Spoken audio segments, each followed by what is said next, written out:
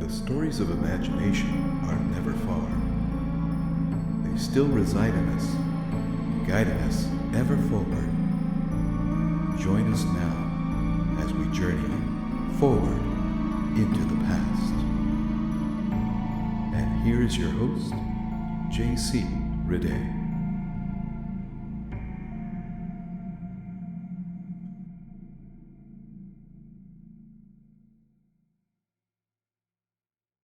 Hey everyone, welcome back to Forward into the Past.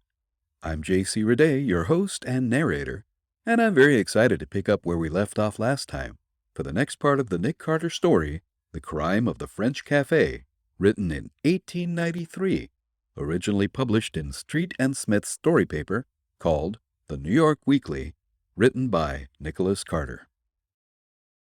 Nicholas Carter, the writer of the Nick Carter stories, was a pseudonym created by Ormond G. Smith, who initially devised the character of Nick Carter for his father's publishing house. John Russell Coriel, an in-house writer for Street and Smith, fleshed out the detective's first story and the next two, and then, due to demand for new Nick Carter stories, turned over the writing duties to over a dozen different writers. The demand for Nick Carter stories was soon so high that Street and Smith soon gave Nick Carter his own weekly magazine. Unfortunately for Nick Carter and us as an effect, although he was immensely popular, as I mentioned in the last podcast, he has appeared in well over 4,000 stories, his star faded into obscurity. And from the research I've been able to cobble together, there were a few different issues that came up over time, and we'll discuss those in future podcasts. Luckily for us, there are several university libraries that have digitized thousands of story papers, dime novels, and pulp magazines, including the Nick Carter stories. And as always, I tip my hat, I always imagine I'm wearing a fedora, to Project Gutenberg, whose team of volunteers continues to save these public domain digital images and convert them into full-fledged ebooks available to download and read easily on any device, whether it's a phone, a tablet, or just a computer screen.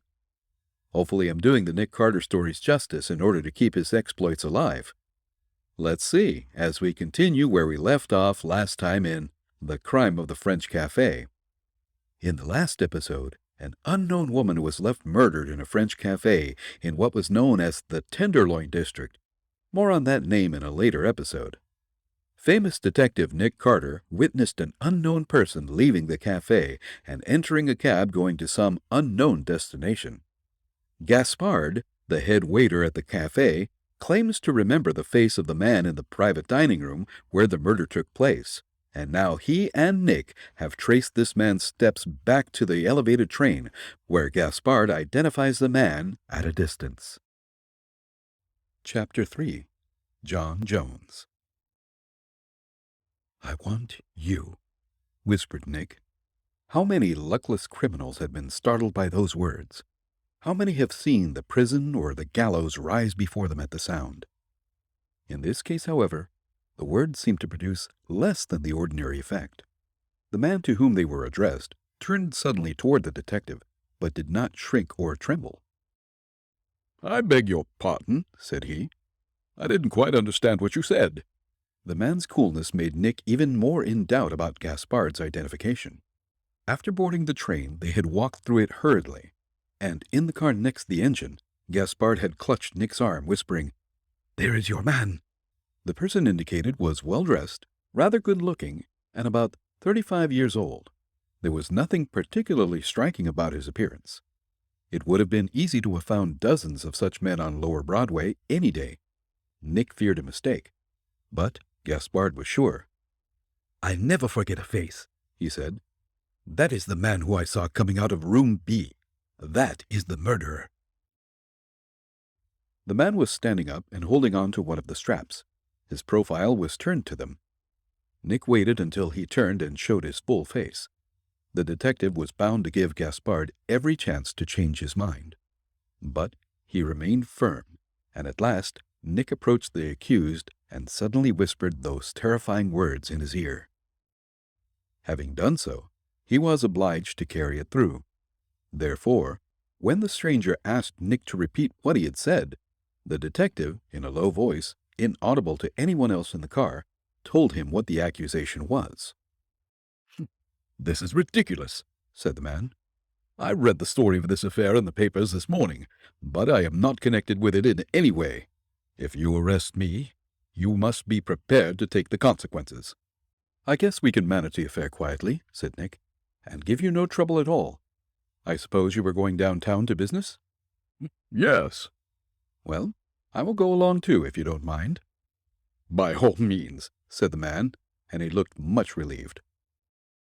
"I understand what your duty is," he continued. "Since this imported French jackass has made this charge, of course you'll have to look into it.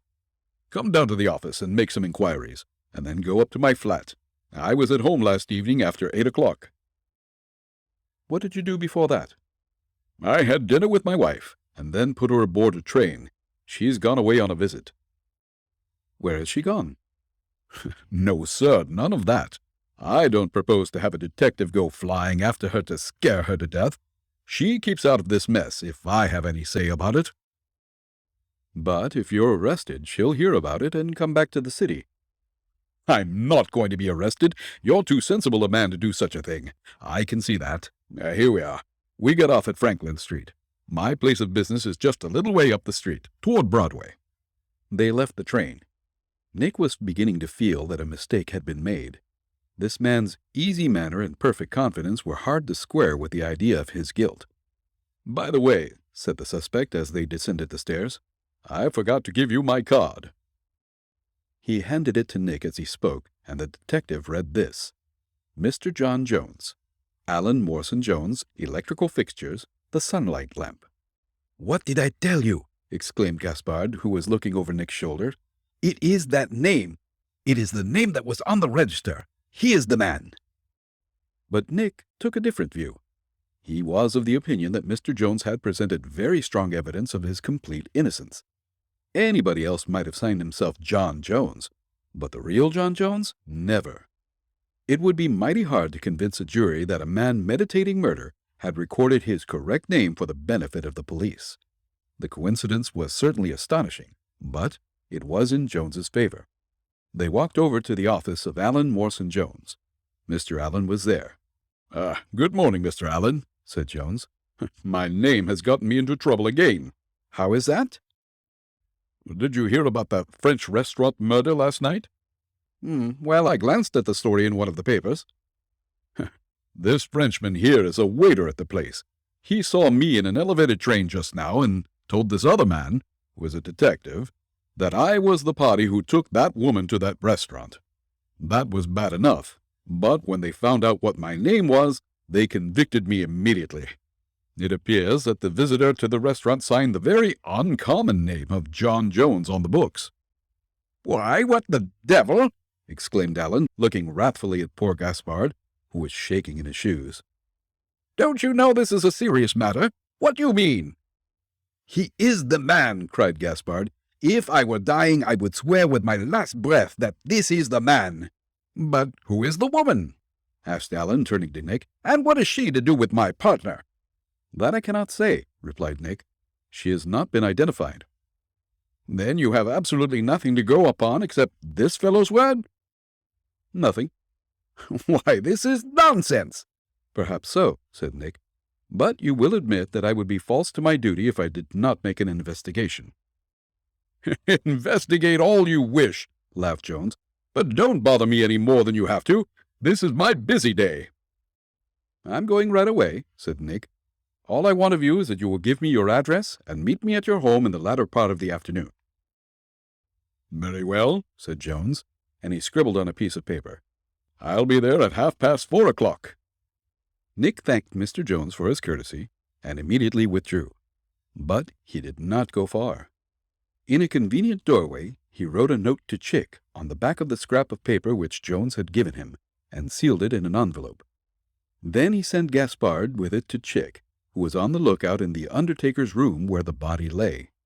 Having dispatched this message, Nick changed his disguise and kept watch over the establishment of Allen Morse and Jones. Nothing of importance happened until a little after noon, when a reply came from Chick. Translated from the detective cipher, it read as follows: The address is that of a good flat house. Jones lives there with his wife. They have been there only 2 months. Nobody in the house knows anything about them. They had one servant who was taken sick about 2 weeks ago and carried to a hospital where she died. Since then, they have lived absolutely alone. There was nobody in the house who had seen Mrs. Jones's face. She always wore a heavy veil. The only description I could get tallied with that of the body. The principal point was the hair. I have just found a woman who saw Mr. and Mrs. Jones go out yesterday afternoon. She remembers Mrs. Jones's dress. The description agrees with that found on the corpse. Jones carried an alligator skin traveling bag. Nobody saw either of them come back to the house, but Jones evidently slept there. I shall take the woman who saw them go out to the room where the body lies. We'll send Patsy down with the result of this effort at identification. I believe it will show the woman to be Mrs. Jones. I send this that you may have warning. Chick. Nick read this note and then glanced across the street toward the office of Allen Morson Jones. Through the window, he could see Jones calmly writing a letter. Could it be possible that this man was guilty of so hideous a crime? Half an hour passed, and then came the second message as follows: identified as Mrs. Jones. Chapter 4. All sorts of identifications. I am sorry to tell you, Mr. Jones, that the body of the woman murdered last night has been identified as that of your wife. So spoke Nick, and this time Jones' calmness was not proof against the surprise. It can't be possible, he exclaimed, leaping from his chair. I am so informed, said Nick, and I must place you under arrest. But there must be some infernal mistake here, said the accused. I know that my wife is all right. This must be somebody else. A lady living in the same house with you has recognized the body. I don't care if she has. Nobody in that house knows my wife. Is there anybody in the city who does know her? I can't think of anybody. How about the grocer with whom you traded? Our servant attended to all that till she was taken sick. Since then I've done what little there was to do. We've eaten most of our meals at restaurants. What restaurants? Oh, all around. There's the Alcazar, for instance, where we have sometimes dined together. Does the head waiter there know her? I suppose he would remember her face. He doesn't know the name. All right. I'll have him look at the body. But, man, you're going to let me look at it, aren't you? Exclaimed Jones. That would settle it, I should think. I'll take you there now, and we will try to get somebody from the Alcazar at the same time. Nick took the prisoner at once to the Alcazar. The head waiter remembered Jones's face. He had seen him dining with a lady who had beautiful light hair. The three went to the undertaker's rooms. Nick watched Jones narrowly as he approached the body. He started violently at the first sight of it. Then he became calm. The hair is wonderfully like, he said, but there is no resemblance between the two faces. That is true, gentlemen, said the head waiter. This is not the lady. On the contrary, said a voice close beside them. I believe that this lady was your wife, Mr. Jones. All the color went out of Jones's face as he turned quickly toward the man who had spoken. Yeah, Mr. Gottlieb, he said. I am surprised to hear you say that. Mr. Gottlieb is the grocer from whom the Joneses bought their supplies, said Chick, who had advanced to Nick's side. I was not aware that you had ever seen my wife, said Jones, looking searchingly at the grocer. I never saw her plainly, said Gottlieb. She came into my store once or twice, but always closely veiled, so I cannot be sure, and of course, if you insist that this is not your wife's body, I must be mistaken. You are mistaken, sir, said Jones coldly. He turned to Nick. Mr. Gottlieb has sealed my doom for the present, he said with a smile. I am ready to go with you. Nick took his prisoner to police headquarters. The police had meanwhile sent Patsy in quest of Harrigan, the coachman. Jones was taken into the superintendent's room, and a dozen other men were assembled there waiting for the arrival of the cabman. Harrigan was very nervous when he appeared. "Yous fellas are trying to do me out of me license," said he. "But I'm telling you I was all right last night. I wasn't half so paralyzed as you'd think I was. Show me your man and I'll identify him." Harrigan was led into the superintendent's room. When he saw how many men were there, he seemed to be a great deal taken aback. But he put a bold face on the matter and promptly advanced, saying, "This is the man." Nick made a gesture of disappointment, and then he laughed, and the superintendent with him. The man whom Harrigan had selected was Chick. It was evident that the cabman was going on pure guesswork. Being sharply questioned, he confessed that he had no idea how his fare of the previous night looked. "I'll give it to you dead straight," said he at last. "I don't know whether the mug was white or black. Say he might have been Chinese." "I believe that fellow is faking," said the sergeant to Nick as Harrigan left the room. "No, he's straight enough, I guess," said Nick. "He's not the sort of man who would have been let into a game of this kind." Nick then proceeded to question the prisoner in the presence of Chick and the superintendent. His answers were straightforward enough, but they threw little light upon the affair. The only subject which he refused to discuss was the whereabouts of his wife. When questioned about her, he invariably declined to speak. "She's gone on a little pleasure trip," he said, "and I want her to enjoy it. This affair will be all over when she gets back. She will never hear of it where she is, and that's as it should be." Nick returned to his house, where he was informed that a visitor was waiting for him. He found a gentleman somewhat under 40 years of age, and apparently in prosperous circumstances, pacing the study floor. The visitor was evidently greatly excited about something, for his hands trembled, and he started nervously when Nick entered. "Mr. Carter," he said anxiously.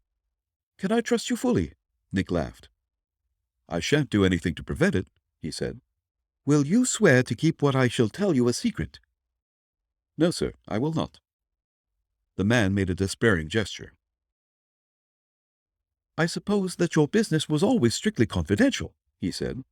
"So it is, but I take no oaths." "I didn't mean that exactly, but...